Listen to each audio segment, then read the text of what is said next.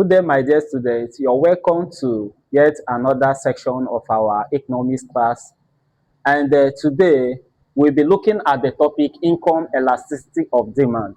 Recall that in our previous lesson, we learned about price elasticity of demand, where we say that price elasticity of demand measures the degree of responsiveness of demand to a change in the price of a commodity.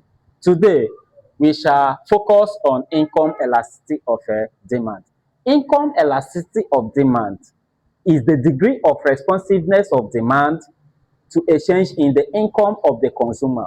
In other words, it measures the rate at which quantity demanded of a commodity reacts to changes in the income of the consumer. Remember, changes in the income of the consumer could be an increase in the income or a decrease in the income.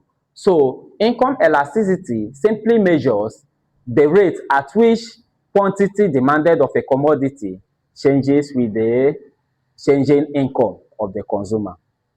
The formula for income elasticity of demand is given as percentage change in demand all over percentage change in income. The formula once again is given as percentage change in demand all over percentage change in income. Worthy of note is the fact that income elasticity of demand is discussed under two headings, namely superior goods and inferior goods. The income elasticity of superior goods is positive. The income elasticity of superior goods is positive. It is positive in the sense that an increase in the income of the consumer will lead to an increase in the quantity demanded. An increase in the income of the consumer will lead to an increase. I repeat, the income elasticity of demand for superior goods is positive because the increase in income moves in the same direction with the increase in quantity demanded. That is to say, the higher the income of the consumer, the higher the quantity demanded. The next one is inferior goods.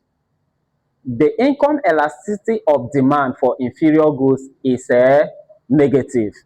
It is negative in the sense that the higher the income of the consumer, the lower the quantity demanded of inferior goods. That is to say, the increase in income and the change in quantity demanded moves in opposite direction. The higher the income, the lower the quantity demanded of inferior goods. I take for instance, let's assume that I bought this jacket when my income stood at $200 per week. If my income is increased to $500 per week, I won't go for this type of jacket again. Instead, I'll look for designers, water resistance, high premium blazers.